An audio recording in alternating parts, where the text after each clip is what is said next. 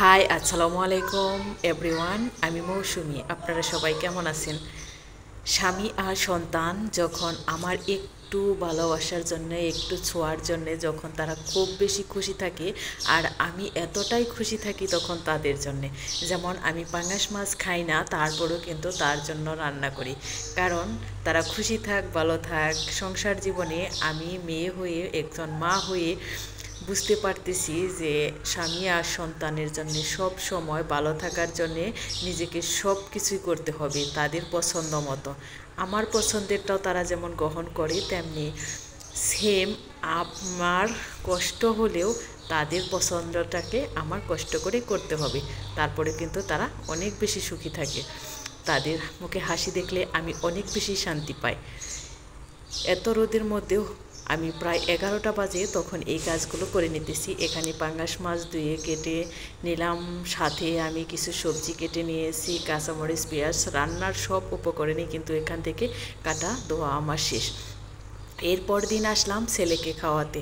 মনে চায় ছেলেকে অনেক বেশি বেশি করে খাওয়াই, আর এতটাই চিকনা চাকনা যার কারণে মনে হয় যে একটু গুলোগালো হোক, খাইলে বেশি ভালো লাগবে। কিন্তু আসলে ছোট মানুষ তো আর অতটা খেতেও পারে না।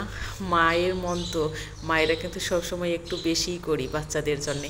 এরপর এত রোদ আর গরমের পর যখন স্বস্তির বৃষ্টি মিলল, আকাশ থেকে টিপ টিপ বৃষ্টি পড়ে, আর টিনের চালে বৃষ্টিটাকে উপভোগ করতে কিন্তু অনেক বেশি ভালো লাগে। আর আমি শুয়ে শুয়ে বৃষ্টি উপভোগ করছিলাম, একটু আবার ধারণও করলাম ভিডিওতে। খুব বেশি ভালো লাগতেছে, ঠান্ডা পড়তেছে। বৃষ্টির সময় কিন্তু আল্লাহর রহমত বসে। আল্লাহর কাছে আমরা যা চাই দুহাত তুলে আল্লাহ কিন্তু তা পূরণ করে দেয়। মনের আশা সৎ থাকলে, যদি সৎ হয় মনের আশা, তাহলে আল্লাহ সব আশাই কিন্তু পূরণ করে।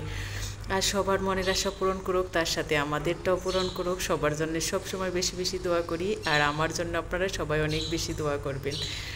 আর এই তো ছেলে এখানে এত বেশি দুষ্টুমি করতেছে কাঁঠালটা খাওয়ার জন্যে। ও এটাকে বলতেছে যে কেটে দাও, পাকছে।